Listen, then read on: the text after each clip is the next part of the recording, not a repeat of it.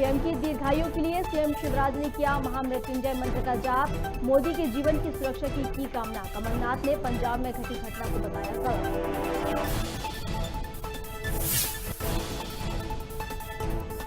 मध्य प्रदेश के चिकित्सा शिक्षा मंत्री सारंग ने काटजू अस्पताल का किया औचक निरीक्षण। पीएम को लेकर दिग्विजय के बयान पर भी भड़के सारंग। कहा दिग्विजय का ट्वीट किया अनफॉलो।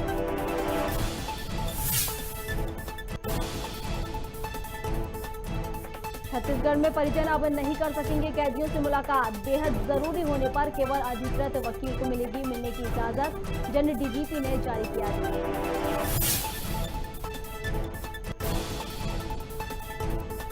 रायपुर में 8 जनवरी को होने वाली स्वच्छता रैली स्थगित। कम्युनिटी स्प्रेड के मुहाने पर आया प्रदेश। बुधवार को मिले 1615 संक्रमित।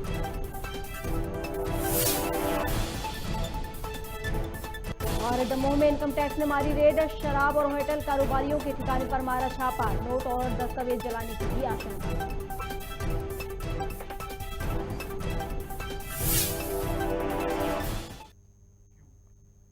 नमस्कार, खबर भारत देख रहे हैं आप। मैं हूं आपके साथ प्रियंका। चलिए बढ़ते हैं खबरों की ओर।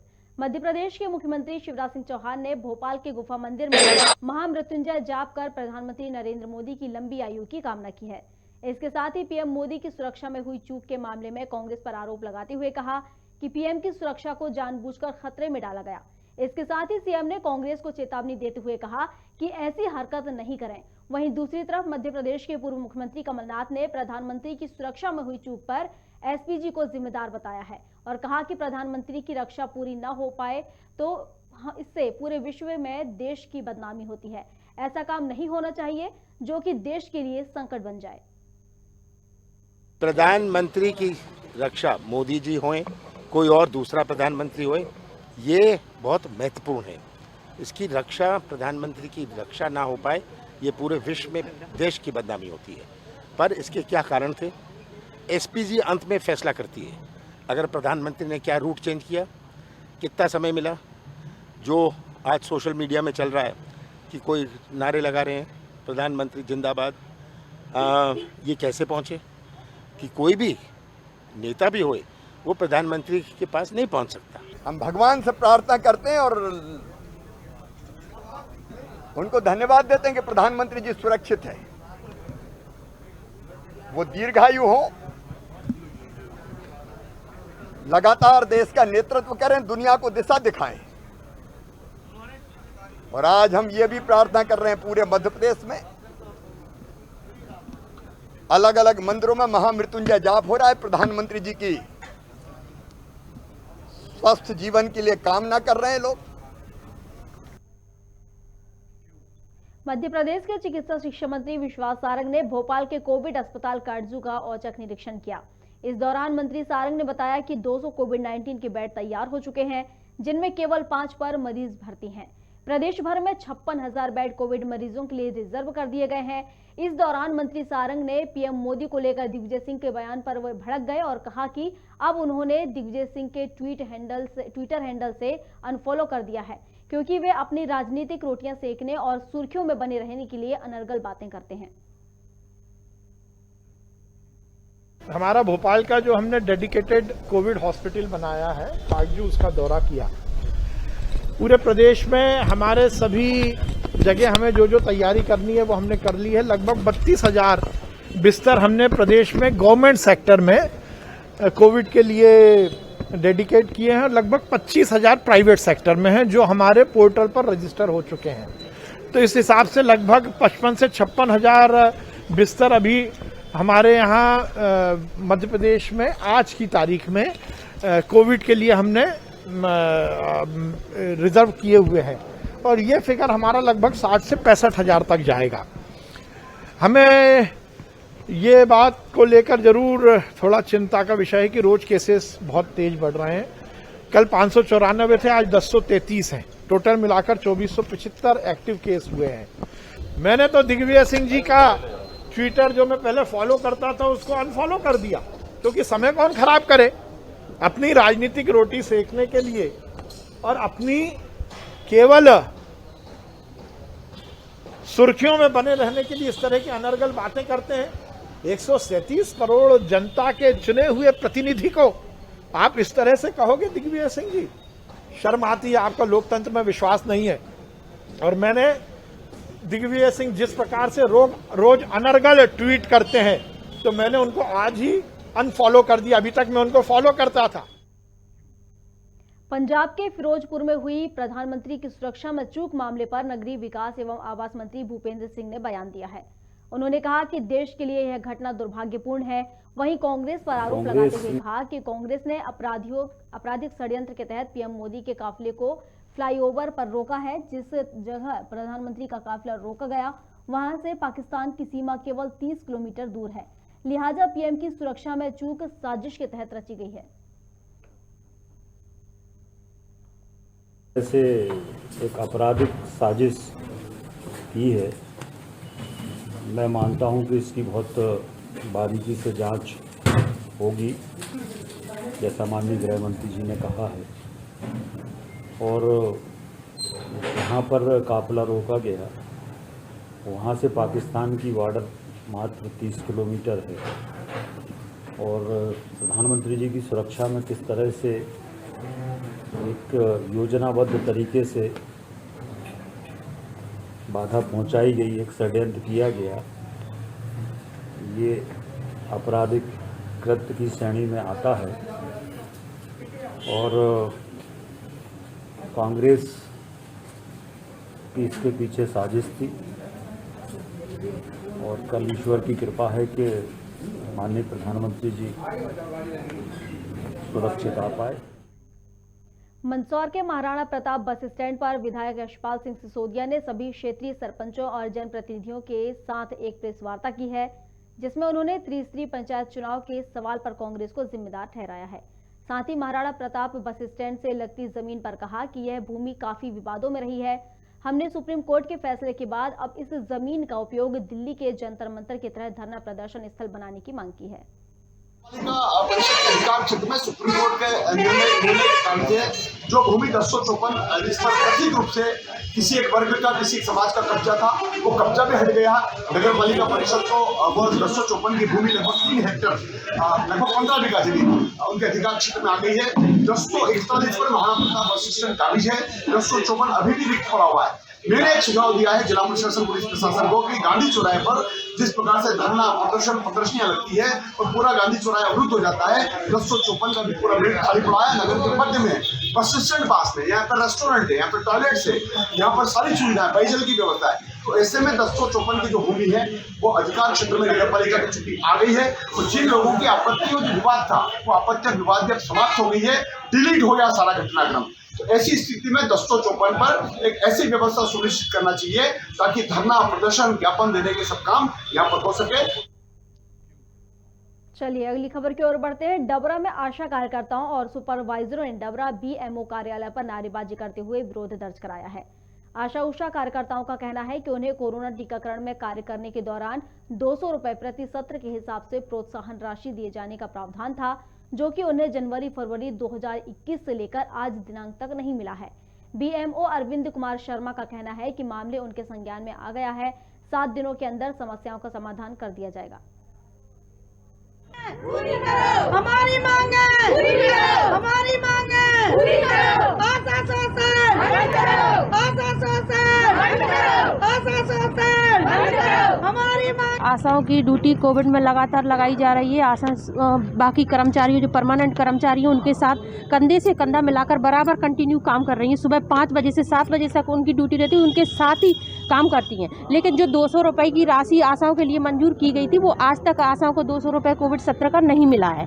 हमने अधिकारियों से, अपने बीसीएम सर से बोला, तो उन्होंने कहा है कि वहाँ से आशाओं का लिखा हुआ लिखित में कोई लेटर होता तो डालते, लेकिन आशाओं का लेटर नहीं है, तो फिर ड्यूटी क्यों लगाई थी? ड्यूटी के लिए तो आशाओं को जाना है, भेजो जल्दी से। कंटिन्यू सुबह से शाम तक आशा कर्मचारियों के साथ जब तक ड्यूटी रहती थी कंटिन्यू काम करती थी। हमारा जो कोविड में हमारी ड्यूटी लगी थी, हम लोगों ने ड्यूटी की है, 1-1 महीने तक ड्यूटी की, हमारा एक भी पैसा नहीं आया अभी तक।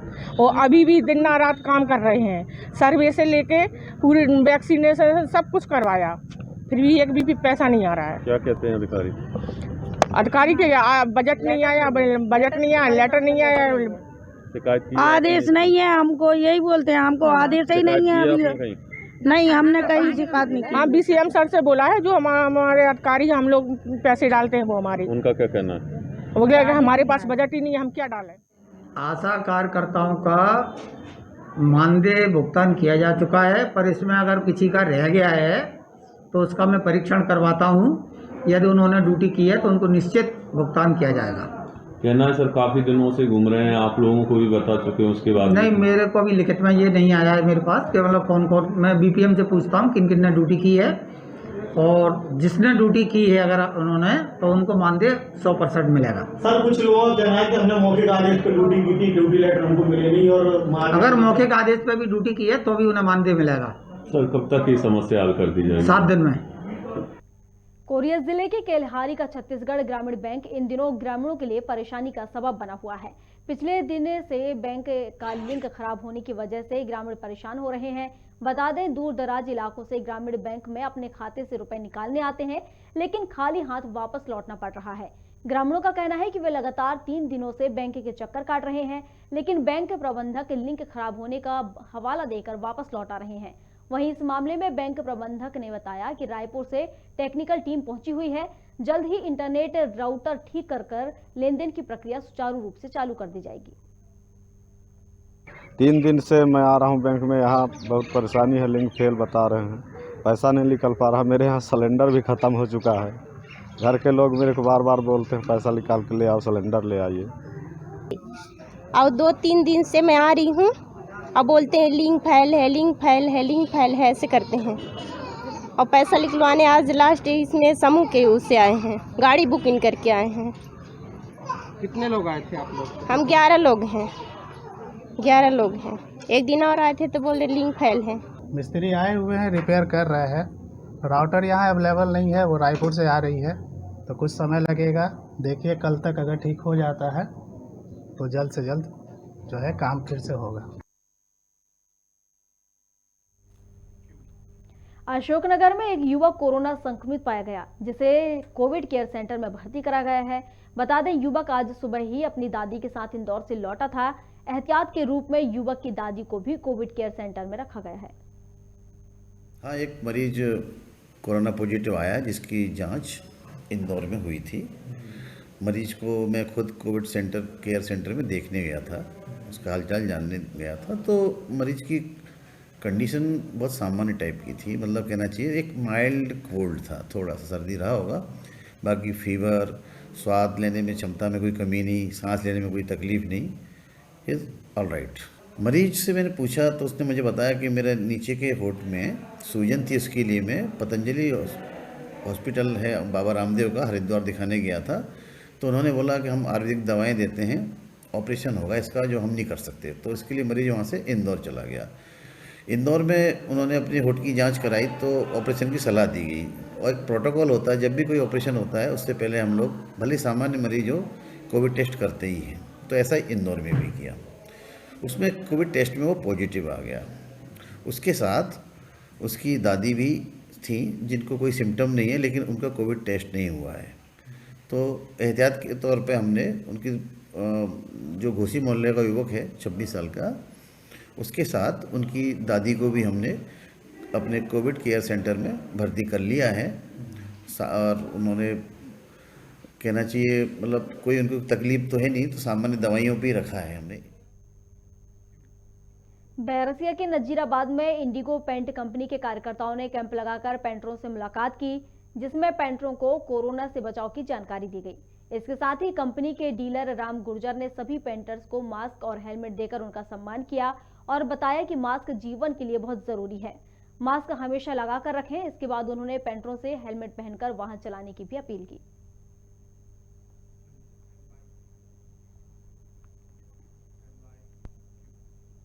छत्तीसगढ़ में बढ़ते कोरोना संक्रमण को देखते हुए और तीसरी लहर आने की आशंका के चलते कल से रायपुर सहित छत्तीसगढ़ के कुछ अन्य जिलों में भी नाइट कर्फ्यू लगा दिया गया है, जिसके तहत रात्रि 9 बजे तक सभी दुकानों को बंद कराने का सख्ती से पालन कराया जा रहा है।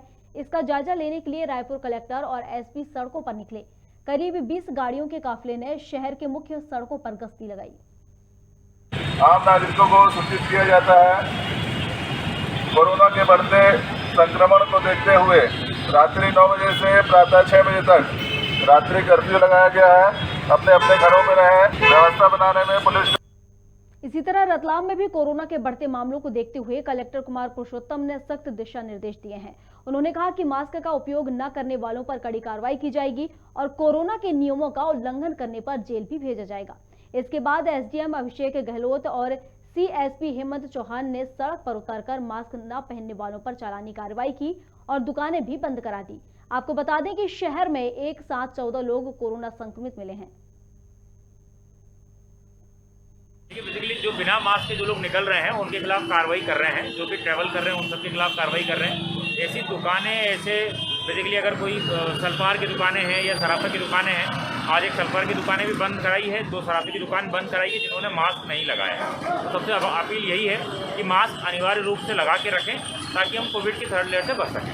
सर, देखने में आ रहा है कि कोविड के केस बढ़ते जा रहे हैं लेकिन लोग लापरवाही बिना मास्क के हैं। अगर ये मानते नहीं तो आप आगे क्या एक्शन लेंगे इनके खिलाफ? देखिए, प्राथमिक रूप से तो अभी जो है मास्क की चालानी कार्रवाई हम लोग कर रहे हैं। साथ साथ में आज जो है दुकानों को बंद कराना भी हम लोगों ने शुरू कर दिया है। आगे नहीं मानेंगे तो संभवतः सिर्फ जो मतलब खुली जेल की जो कार्रवाई होती है वो भी हम प्रारंभ करने वाले हैं। नरसिंहपुर जिला गाडरवारा नगर के दानगंज कन्या नवीन स्कूल के नजदीक भागवत कथा का आयोजन चल रहा है। आयोजन में भगवान कृष्ण और वासुदेव की झांकी दिखाई गई है। कथा के चौथे दिन भक्तों को कृष्ण लीला से अवगत कराया गया। साथ ही भक्तों को जीवन में सत्य और असत्य की परिभाषा समझाई गई।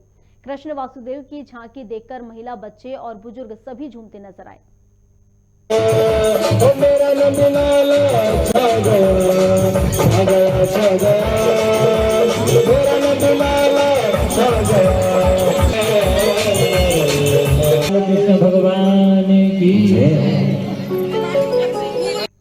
छत्तीसगढ़ में कोरोना के बढ़ते प्रकोप के मद्देनजर प्रदेश की जेलों में बंदियों से मुलाकात बंद कर दी गई है। केवल बहुत ज्यादा जरूरी होने पर सिर्फ न्यायालयहीन कार्य के लिए अधिकृत वकील को ही प्रोटोकॉल का पालन करते हुए कैदियों से मिलने की अनुमति रहेगी। जेल डीजी ने ये आदेश जारी किए हैं।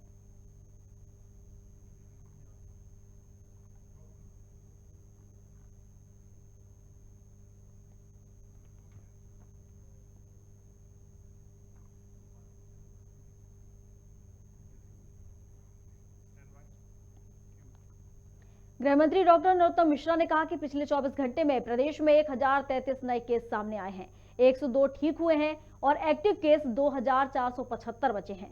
पीएम मोदी पर कहा कि भीड़ कम थी तो जाने देते प्रधानमंत्री जी को। कांग्रेस ने प्रदेश अध्यक्ष नवजोत सिंह सिद्धू का कोई बयान नहीं आया।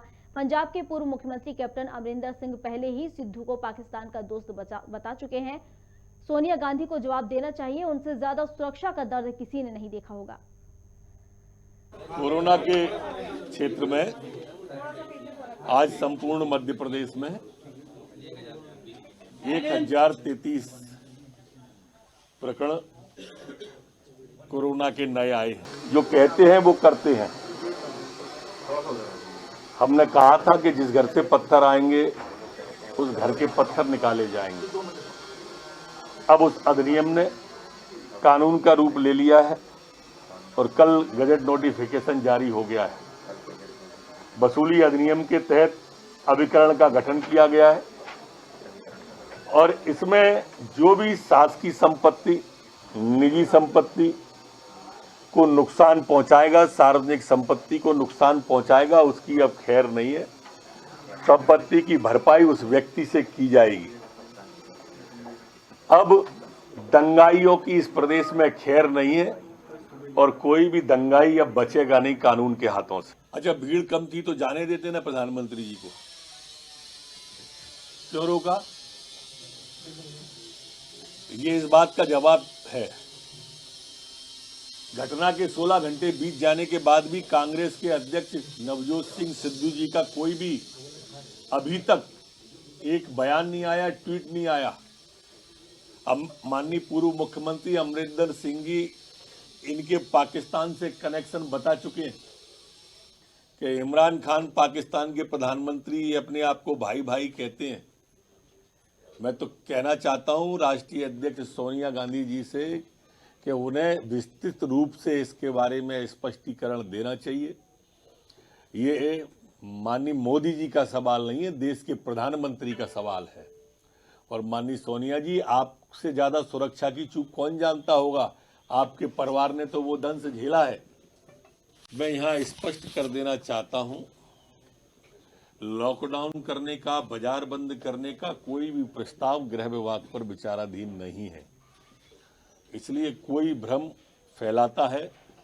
आप सबसे भी प्रार्थना है उस भ्रम को आप भी कृपा करके दूर करें। लेकिन हम कोरोना मास्क न लगाने पर और सख्ती और जुर्माना बढ़ाने पर भी विचार कर रहे हैं। खुली जेल के बारे में भी विचार कर रहे हैं कि लोग कोरोना बम बन के न घूमें।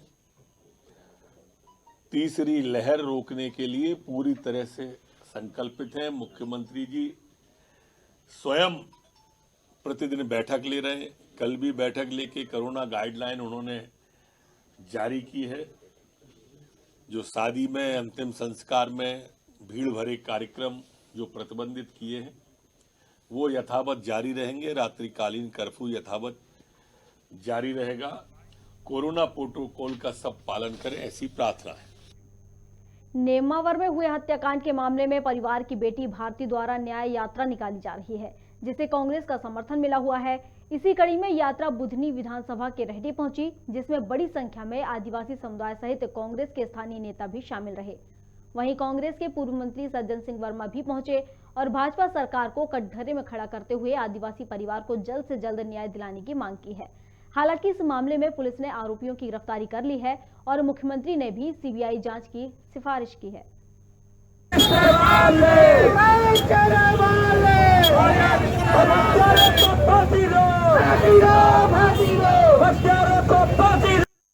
न्याय निकालने का उद्देश्य तो न्याय पाना ही है। जब तक हमको न्याय नहीं नहीं होगी, हम ऐसे ही न्याय यात्रा निकालते रहेंगे और हमारी न्याय यात्रा जारी रहेगी। क्या मांगे आपकी सरकार के? सरकार से बस एक ही मांग है, दोषियों को जल्द से जल्द फांसी हो और सीबीआई जांच हो इस केस की। ये मैं उस पीड़ित परिवार जिसको आज भी मानवीय संवेदनाओं की आवश्यकता है, 5 लोग 10 फीट गहरे गड्ढे में यूरिया और नमक डाल के गाड़ दिए जाते हैं भाजपा के कार्यकर्ताओं।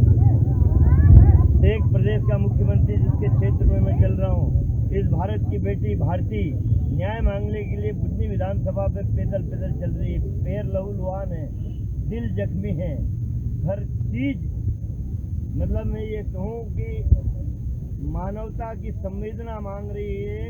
लेकिन ऐसा संवेदनहीन मुख्यमंत्री जिसके क्षेत्र में 60,000 से 65,000 आदिवासी मतदाता भाई बहन हैं।